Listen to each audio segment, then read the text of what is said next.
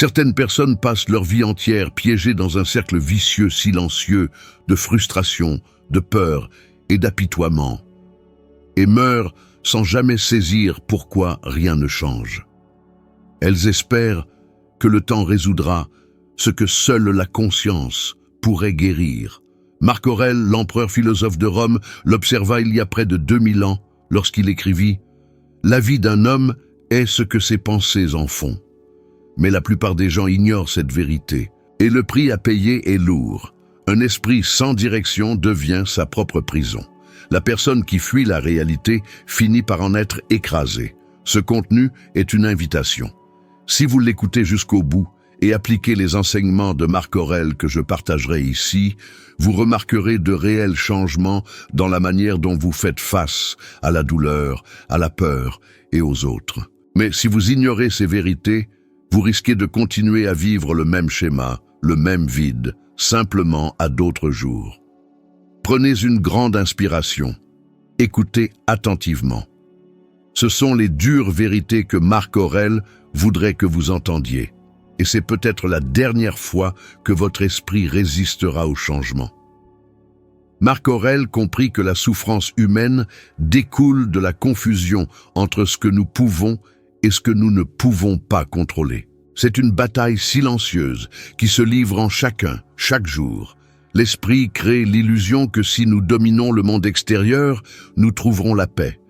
Mais la vérité est que plus nous essayons de contrôler les circonstances, plus nous en devenons les prisonniers. C'est un cercle vicieux. Plus nous luttons contre l'inévitable, plus nous souffrons. Pensez à quelqu'un qui passe des heures à consulter son téléphone, attendant une réponse qui ne vient jamais. Ou à cette personne qui perd le sommeil à essayer de prédire ce que les autres penseront de ses choix. Ce sont des situations courantes, petites peut-être, mais qui se répètent quotidiennement et épuisent notre énergie vitale. Marc Aurèle écrivit « Ce ne sont pas les choses qui nous troublent, mais l'opinion que nous en avons. Cela signifie que la source du trouble ne réside pas dans ce qui se passe, mais dans la manière dont nous réagissons. La vérité est que le monde est incertain.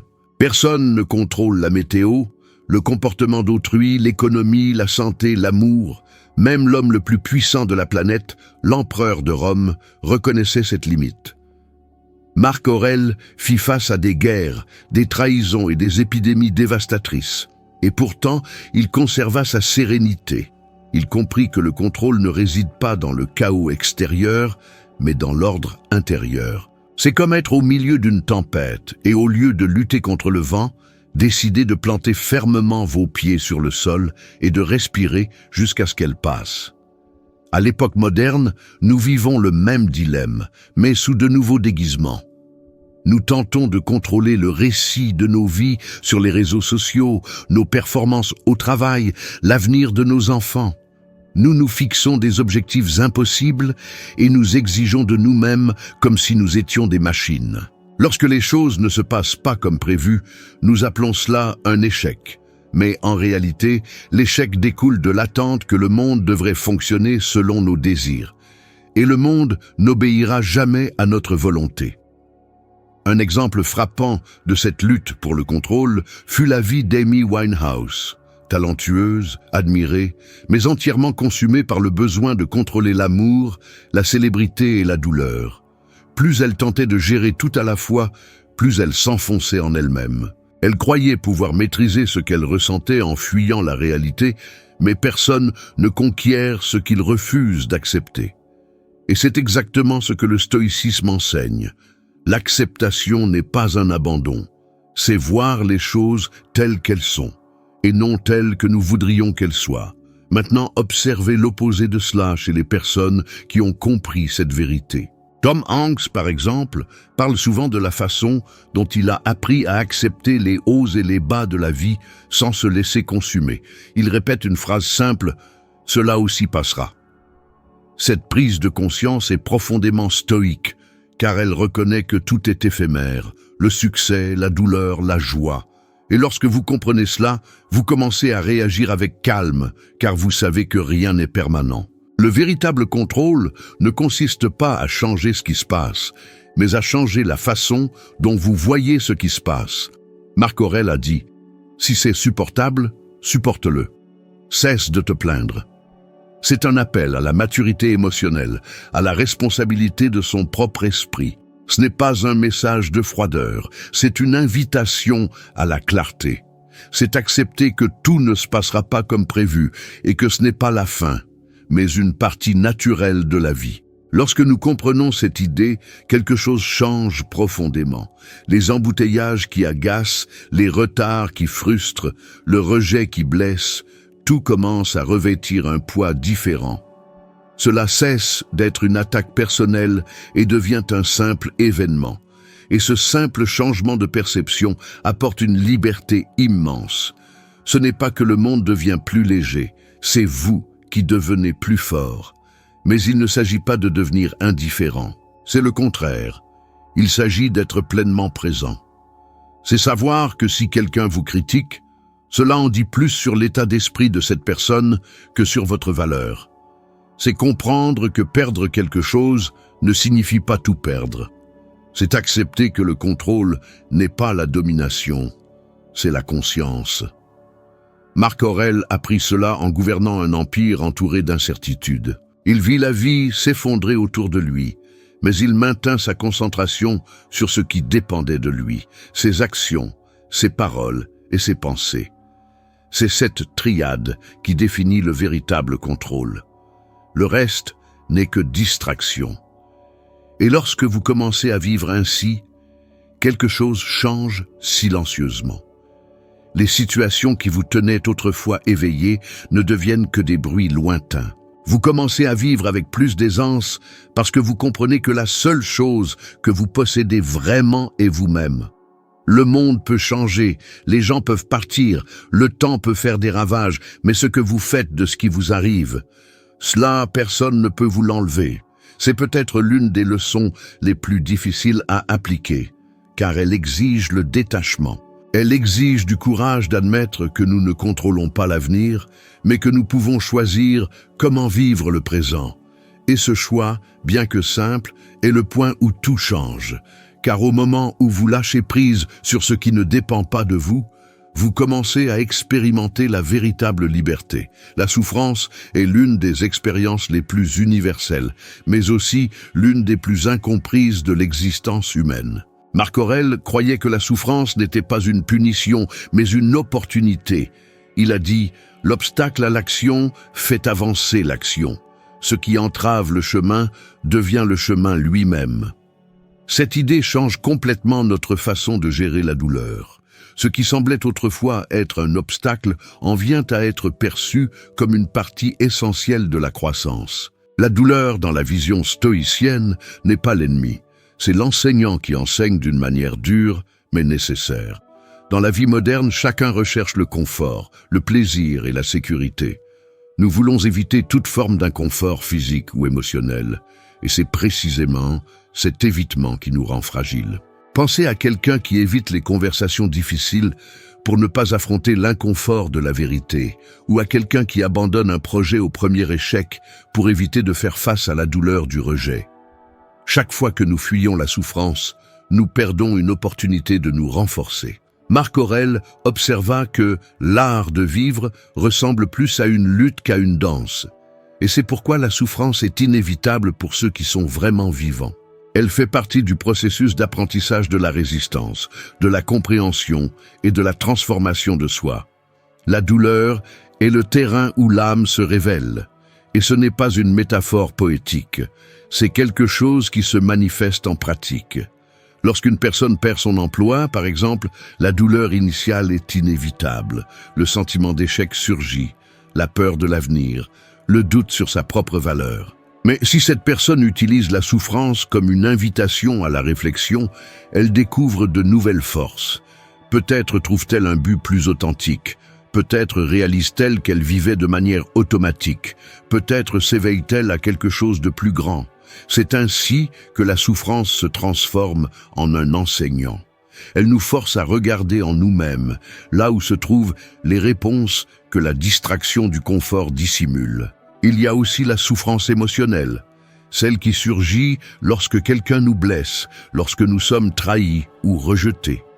La plupart des gens essaient de combler ce vide en cherchant des distractions rapides, la nourriture, les réseaux sociaux, la consommation, les relations éphémères. Mais le vide ne se remplit pas par des échappatoires. Il ne disparaît que lorsqu'il est compris. Marc Aurèle a dit « Si vous êtes affligé par quelque chose d'extérieur, la douleur ne vient pas de la chose elle-même, mais de votre jugement à son sujet. » Cela signifie que la souffrance est, dans une large mesure, le reflet du sens que nous attribuons aux événements. La même perte qui dévaste une personne peut en renforcer une autre, car ce qui change n'est pas le fait, mais l'interprétation. Pensez à quelqu'un comme Michael Jordan. Au cours de sa carrière, il fut écarté d'équipe, critiqué et mis en doute d'innombrables fois. Mais au lieu de laisser la souffrance le définir, il l'a utilisée comme carburant. Chaque défaite est devenue une raison de grandir. C'est l'essence même du stoïcisme en action, ne pas nier la douleur, mais transformer son impact en énergie pour aller de l'avant. En revanche, il y a ceux qui se perdent dans leur propre souffrance, la nourrissant jusqu'à ce qu'elle devienne une identité. La souffrance sans but détruit. C'est comme une flamme qui consume tout autour d'elle. C'est ce qui est arrivé à des personnes qui n'ont pas pu faire face à la pression interne de la douleur, comme Kurt Cobain. Un homme talentueux et sensible, mais qui n'a pas trouvé de sens à ce qu'il ressentait. Et quand la douleur perd son sens, elle devient insupportable. Marc Aurèle a dit que rien n'arrive à l'homme que la nature ne l'ait rendu capable de supporter. Il croyait que chaque personne a en elle la capacité d'endurer ce que le destin apporte. Le problème est que peu de gens le croient. La science moderne confirme cette vision ancienne. Des études montrent que les personnes qui affrontent la souffrance comme une partie naturelle de la vie sont plus susceptibles de développer une résilience émotionnelle. Elles gèrent mieux le stress, prennent des décisions plus rationnelles et jouissent d'une santé mentale plus stable. Cela se produit parce que le cerveau interprète la souffrance différemment en l'absence de résistance. Ce qui était douleur se transforme en apprentissage. La souffrance est un miroir. Elle nous révèle qui nous sommes vraiment lorsque nos masques tombent. Elle révèle que notre force ne dépend pas des circonstances, mais de la manière dont nous y réagissons. Ainsi, lorsqu'un événement douloureux survient, la question ne devrait pas être « Pourquoi cela m'arrive-t-il ?», mais plutôt « Qu'est-ce que cela essaie de m'enseigner ?» Ce simple changement de perspective transforme complètement l'expérience. La douleur cesse d'être une punition pour devenir un passage. Marc Aurèle a vécu cette vérité en pratique. Pendant la peste antonine, une épidémie qui a ravagé l'Empire romain, il a été témoin de la mort d'amis proches et de membres de sa famille, ainsi que de la ruine de cités entières. Il aurait pu désespérer, mais il a choisi d'agir avec sérénité. Il a continué à écrire, à réfléchir et à gouverner avec prudence. Il n'a pas contrôlé la tragédie, mais il a contrôlé son esprit face à elle. Et c'est précisément ce qui différencie ceux qui sont détruits par la souffrance de ceux qui en sont fortifiés. Même aujourd'hui, la souffrance demeure inévitable. Pourtant, la manière dont nous la gérons est un choix. Lorsque vous affrontez la douleur de front, sans fuir, elle perd son pouvoir de vous dominer. C'est comme traverser une forêt sombre, sachant qu'il y a de la lumière de l'autre côté.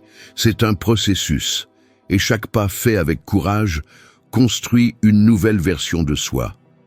Il y a quelque chose de profondément libérateur à comprendre que la souffrance n'est pas une fin, mais le début de quelque chose de nouveau. C'est en elle que la conscience s'éveille. C'est en elle que l'orgueil meurt et que la sagesse naît. Marc Aurèle ne considérait pas la souffrance comme une punition, mais comme un chemin.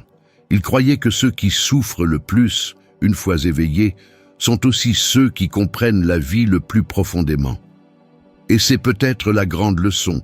Ne fuyez pas la douleur, ne la combattez pas, traversez-la. Car comme il l'a écrit, ce qui arrive à chaque homme est préparé pour le bien de sa nature. La douleur n'est pas venue pour vous détruire. Elle est venue pour vous révéler. La colère est l'une des émotions les plus destructrices et, simultanément, l'une des plus courantes de la nature humaine.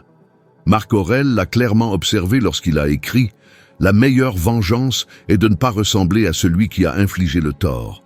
Cette simple phrase recèle une profondeur immense, car elle parle de quelque chose que la plupart des gens n'ont pas encore maîtrisé.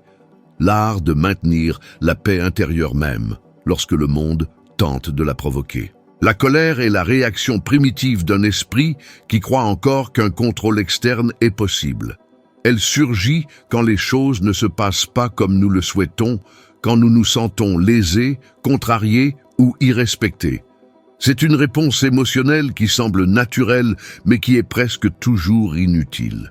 Le problème avec la colère est qu'elle se fait passer pour de la force. Quand quelqu'un explose, crie ou réagit impulsivement, il semble s'affirmer, mais en réalité, il perd le contrôle. Marc Aurèle a affirmé que la colère et la tristesse proviennent d'un esprit faible. Il disait cela non comme un jugement, mais comme une observation. La colère est le reflet d'un esprit qui n'a pas encore appris à se gouverner. Et se gouverner soi-même était pour lui le véritable pouvoir. La société moderne vit dans un état d'irritation constant. Les gens se réveillent déjà stressés, coincés dans les embouteillages, sous la pression des délais, exposés à une comparaison constante sur les réseaux sociaux. Tout semble être une raison de s'offenser. La colère est devenue le langage émotionnel dominant, utilisé comme une forme de défense contre toute adversité. Mais, quand on y regarde de plus près, on réalise que derrière chaque explosion, il y a la peur. Peur de ne pas être respecté, de ne pas être compris, de ne pas être à la hauteur. La colère est souvent le déguisement d'une douleur qui n'a pas encore été reconnue. Pensez à des situations quotidiennes simples. Quelqu'un vous coupe la route dans la circulation et vous réagissez avec fureur. Au fond, ce n'est pas seulement l'acte en lui-même qui vous irrite, c'est le sentiment que quelqu'un a manqué de respect à votre espace. Ou quand quelqu'un critique votre travail et que vous répondez défensivement. Ce qui fait vraiment mal, ce n'est pas la critique, mais l'ego blessé qui refuse d'être remis en question.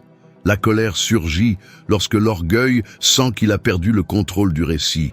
C'est pourquoi elle consume tant, parce qu'elle nourrit l'ego, et l'ego est insatiable. Il y a une immense différence entre ressentir la colère et agir avec colère. La ressentir est humain. Agir avec colère, c'est laisser l'émotion prendre le contrôle de la raison. Lorsque cela se produit, la clarté disparaît. Et la personne emportée par les impulsions dit et fait des choses qu'elle regrette souvent immédiatement après. Les neurosciences modernes confirment ce que les stoïciens savaient déjà. Lorsque la colère domine, le cerveau rationnel se désactive et l'instinct primitif prend le commandement. Par conséquent, les décisions prises au milieu de la fureur entraînent presque toujours des regrets. Le stoïcisme enseigne que le contrôle émotionnel n'est pas de la répression, c'est de la conscience. Marc Aurèle ne disait pas de nier la colère, mais de la comprendre avant qu'elle ne se manifeste. C'est un exercice d'observation constante. Lorsqu'il a affirmé « Tu as le pouvoir sur ton esprit, pas sur les événements extérieurs, réalise cela et tu trouveras la force », il disait aussi que la vraie liberté réside dans le fait de ne pas réagir automatiquement. Un esprit libre observe, comprend et répond avec sérénité. Voyez comment cela s'applique en pratique. Imaginez quelqu'un sur votre lieu de travail qui vous provoque constamment, teste vos limites, fait des commentaires acerbes. La plupart des gens réagissent avec hostilité, ripostent, nourrissent des rancunes. Le résultat est un cycle incessant de tension et d'épuisement. Mais si vous appliquez la pensée stoïcienne, vous changez complètement la donne. Au lieu de réagir, vous observez. Vous réalisez que la provocation de l'autre en dit plus sur lui que sur vous. Et en restant imperturbable, vous maintenez votre pouvoir. La colère de l'autre perd son effet. C'est à ce moment que la maîtrise de soi se transforme en force silencieuse. Un exemple concret de cela a été la position de Nelson Mandela. Injustement emprisonné pendant 27 années, il aurait eu toutes les raisons du monde de devenir un homme amer, mu par la haine. Mais il a choisi l'opposé. À sa libération de prison, il a pardonné à ceux qui l'avaient incarcéré. Il a compris que la colère le maintiendrait prisonnier même en dehors des barreaux. Cette attitude n'était pas de la faiblesse, c'était le plus pur exercice de la maîtrise de soi. C'est ce que Marc Aurèle appellerait la sagesse appliquée. La colère est aussi une forme d'autodestruction silencieuse. Elle corrode les relations, éloigne les gens et rend le corps malade. La recherche montre que les personnes qui vivent dans un état d'irritation constant sont plus sujettes aux problèmes cardiaques et à l'anxiété chronique. C'est parce que le corps interprète la colère comme un état d'alerte continue, libérant des hormones qui usent le système nerveux.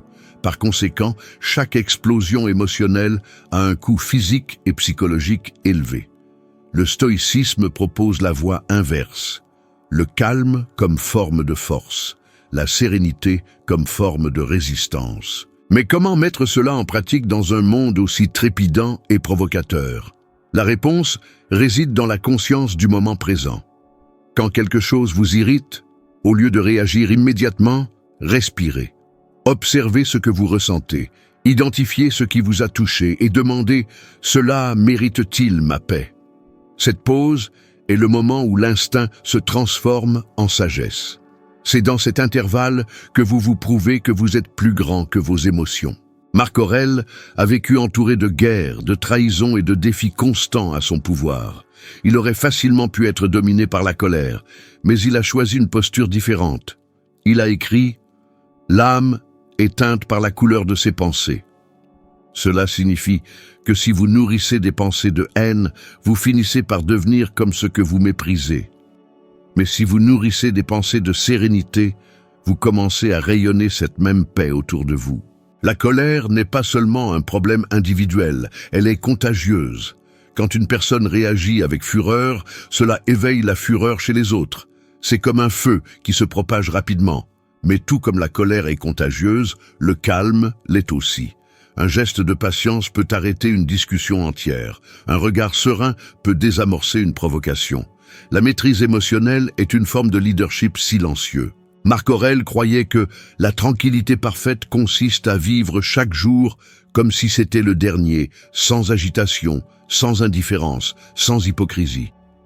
Cette vision englobe le but supérieur de la gestion de la colère. Il ne s'agit pas de paraître calme aux yeux des autres, il s'agit de vivre en paix en soi-même. Il s'agit de comprendre que rien d'extérieur ne peut perturber votre équilibre si vous ne le permettez pas. La colère est l'émotion de ceux qui n'ont pas encore compris que le vrai pouvoir ne réside pas dans le fait de vaincre les autres, mais de se vaincre soi-même. Lorsque vous apprenez à maîtriser la colère, vous commencez à percevoir la vie différemment. Les situations qui vous nuisaient autrefois deviennent de simples épreuves, et ces épreuves deviennent des tremplins vers la maîtrise de soi. C'est la voie stoïcienne, ne pas réagir au monde, mais le naviguer avec une sagesse intérieure. Il arrive un moment dans la vie où les humains doivent faire face à une vérité que la plupart évitent, tout est transitoire. Marc Aurèle le savait mieux que quiconque. Entouré de pouvoir, de guerre, de pertes et de responsabilités, il a compris que la vie est comme un fleuve en mouvement constant. Et essayer d'arrêter le cours de l'eau, c'est se condamner à la souffrance. Observe constamment que toute chose naisse du changement, écrivit-il, et accoutume-toi à la pensée que la nature n'aime rien tant que de changer les formes existantes et d'en créer de nouvelles qui leur ressemblent. Ces mots n'étaient pas seulement un exercice philosophique, c'était une forme de survie mentale. Accepter l'impermanence, c'est accepter la vie telle qu'elle est vraiment, non pas telle que nous la souhaiterions. Quand quelque chose se termine, une relation, une phase, une amitié, un rêve, il est naturel qu'un élan de résistance surgisse, un désir de s'accrocher à ce qui n'existe plus. Mais Marc Aurèle nous invite à considérer cela avec sérénité. Il avait l'habitude de dire que rien de ce qui arrive n'est étranger à l'expérience humaine, et que si quelque chose est naturel, alors c'est supportable. Il était convaincu que l'univers est en perpétuel renouvellement, et que lutter contre cela revient à vouloir empêcher le soleil de se lever. Dès que nous saisissons que chaque perte est, en vérité, une transformation, nous commençons à vivre avec plus de sérénité. L'attachement se dissout et à sa place, une acceptation mature apparaît. Non pas une résignation, mais une sagesse. Imaginez quelqu'un qui perd son emploi et sombre dans le désespoir, persuadé que son monde s'est effondré. Pourtant, plusieurs mois plus tard, cette même personne découvre une nouvelle opportunité qui l'amène vers une voie plus enrichissante. Au moment de la perte, tout semblait être une fin, mais en réalité, ce n'était que le début d'une autre étape. Marc Aurèle considérait cela comme l'incarnation de l'ordre naturel. Il affirmait que ce qui arrive à chacun de nous est pour le bien de l'ensemble, et que ce que le temps apporte est nécessaire. Cela sous-entend qu'il existe une intelligence intrinsèque au flux de la vie que l'humanité, avec sa perspective limitée, ne parvient souvent pas à percevoir. Le défi réside précisément dans le fait de placer notre confiance en ce processus invisible. L'esprit humain a tendance à s'accrocher au familier, à ce qui promet la sécurité. La difficulté, cependant, est que cette sécurité n'est qu'une illusion. Tout est en constant mouvement. Nos corps, nos relations, nos circonstances. Le temps est comme un fleuve d'événements, déclara-t-il, et son courant est fort. Bientôt, ce qui est vu est emporté, et un autre arrive à sa place, qui sera également emporté. Cette métaphore est puissante, car elle nous aide à saisir que les chagrins d'aujourd'hui seront emportés, tout comme l'ont été les joies d'hier. Rien ne perdure. Et si rien ne perdure, la souffrance apparaît lorsque nous tentons de retenir ce qui est destiné à suivre son cours. Embrasser l'impermanence ne signifie pas devenir insensible ou détaché. Au contraire, cela signifie vivre plus pleinement. Lorsque nous savons que quelque chose est fini, nous apprenons à chérir le présent. L'instant ordinaire, une tasse de café partagée, une simple conversation, le calme du matin, devient précieux. C'est pourquoi Marc Aurèle nous exhortait constamment à nous souvenir. N'agis pas comme si tu devais vivre pendant 10 000 ans. La mort plane sur toi. Tant que tu es en vie, tant que c'est possible, sois bon. Cette prise de conscience de la nature éphémère de la vie ne devrait pas nous immobiliser, mais plutôt nous revigorer. Elle nous aide à comprendre que tout ce que nous possédons vraiment est l'instant présent, et que l'instant présent est le seul espace où nous pouvons agir, aimer, servir et grandir. Lorsque nous embrassons le flux inhérent de la vie, quelque chose de profond se transforme en nous. La colère cède la place à la compréhension. La peur se transmue en confiance et l'attachement se transforme en liberté. Nous commençons à percevoir les changements non pas comme des menaces, mais comme des composants intégraux d'un cycle judicieux qui nous éduque continuellement. Marc Aurèle ne percevait pas le monde comme un désordre chaotique, mais comme une manifestation harmonieuse de la raison universelle, le logos. Et cette raison, croyait-il, ne se trompe jamais, même si notre point de vue restreint ne parvient pas à en saisir le but. Par conséquent, face à toute perte, il conseillait « accueil sans orgueil, lâche prise sans attachement ». Vivre de cette manière est une pratique constante. Cela exige une vigilance intérieure, de l'humilité et une volonté d'accepter que la vie ne sera jamais précisément telle que nous le désirons, mais qu'elle sera constamment exactement telle qu'elle doit être. Lorsque nous parvenons à agir ainsi, nous cessons de lutter contre le courant et commençons à nous mouvoir avec lui.